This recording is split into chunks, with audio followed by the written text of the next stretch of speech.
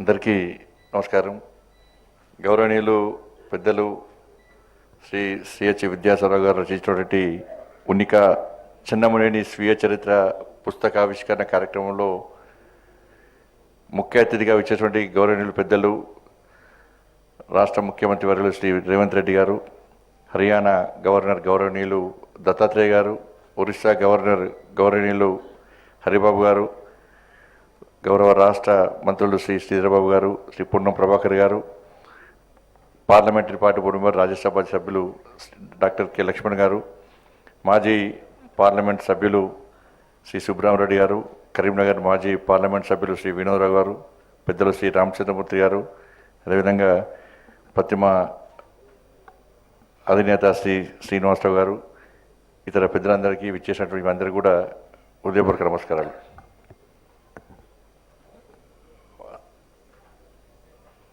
మా కరీంనగర్ జిల్లా ముద్దుబిడ్డ, మీ అందరం ప్రేమ ఆప్యాయతతోని అభిమానంతో పిలిచేటువంటి సాగర్జీ అని పిలుచుకునే మా సాగర్జీ రచించినటువంటి ఈ పుస్తకావిష్కరణ కార్యక్రమం పాల్గొనడం చాలా సంతోషం. ఎందుకంటే ఈరోజు స్వామి వివేకానంద జయంతి, జాతీయ యువజన దినోత్సవం. అందుకే స్వామి వివేకానంద యొక్క ఆశయాలను ఆలోచనను పుణికిపుచ్చుకున్న వ్యక్తి కాబట్టే మా విద్యాసాగర్ నిత్య యువకునిలాగా ఇప్పుడు చూసిన 16 ఏళ్ళ యువకులాగా కనబడతామంటాడు. నాకు ఒక కమ్యూనిస్టు కుటుంబంలో పుట్టినటువంటి ఒక స్వయం సేవకుడు, ఒక కాషాయవాది.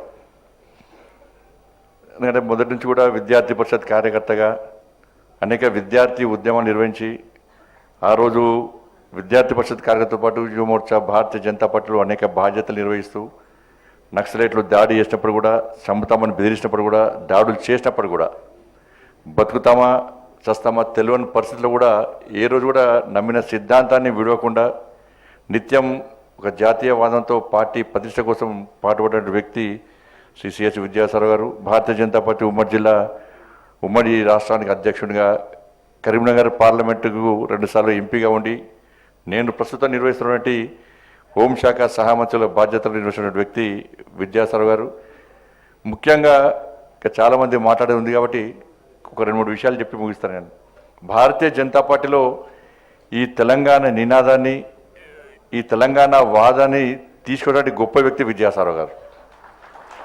తెలంగాణ ఉద్యమం ఒక ఓటు, భారతీయ జనతా పార్టీ మొదటనే ఒక ఓటు 2 రాష్ట్రాలను తీర్మానం చేసిన తర్వాత ఈ తెలంగాణ రాష్ట్రంలో ఉద్యమ తీవ్రత ఇంకా స్టార్ట్ కాకముందే నాకు చాలా గుర్తు, 98లో అనుకుంటా, ఇక్కడ ఉన్న వైస్రాయ్ హోటల్ ముందు ఒక పెద్ద ఫ్లెక్స్ కట్టారు విద్యాసాగర్ గారు.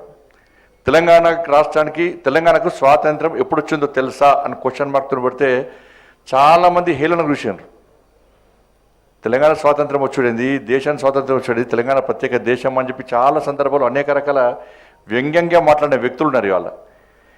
కాబట్టి ఈరోజు 17th సెప్టెంబర్ తెలంగాణ రాష్ట్రానికి స్వాతంత్రం వచ్చిందంటే 1948 17th సెప్టెంబర్ అని చెప్పి ఈరోజు చెప్పుకుంటున్నామంటే నిజంగా తెలంగాణ విమోచన దినోత్సవం అంటేనే విద్యాసాగర్ గుర్తొస్తారు.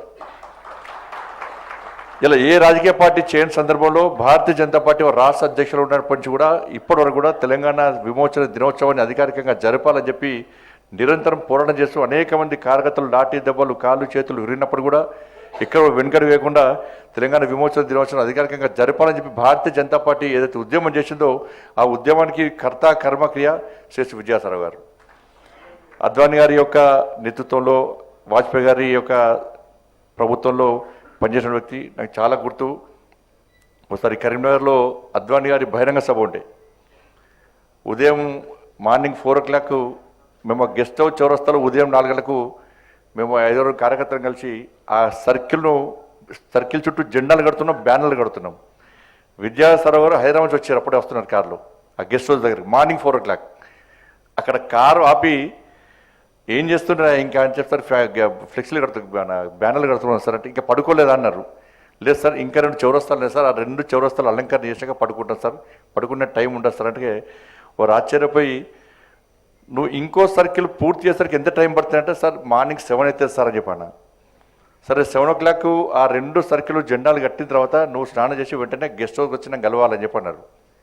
ఉదయం గెస్ట్ హౌస్ పోయిన తర్వాత వాళ్ళ గన్మెన్ పిలిచి ఒక ఫ్లాస్కు, ఒక టీ కప్, ఒక బ్యాగ్ నా చేతికిచ్చి నువ్వు ఎవరు అద్వానీ గారి వెంట నువ్వే ఉండాలి, నువ్వే వెంట ఉండాలి. అద్వానీ గారికి ఛాయ్ అంటే చాలా ఇష్టము, గంటకు ఛాయ్ తాగుతారు, ఆ ఛాయ్ ఇవ్వాల్సిన బాధ్యత మీదే అని చెప్పి అక్కడనే ఉన్నటువంటి డాక్టర్ జగన్వారావు గారు ఇల్లు చూపడ్డారుగా వారి ఇంటి నుంచి ఛాయ్ తీసుకురావాలి నువ్వు ఇవ్వాలని చెప్పి ఆ రోజు ఆ బాధ్యతను అప్పేనాక ఉదయం నుంచి సాయంత్రం వరకు ఒక 100 ఛాయలు ఇచ్చిన అద్వానీ గారికి.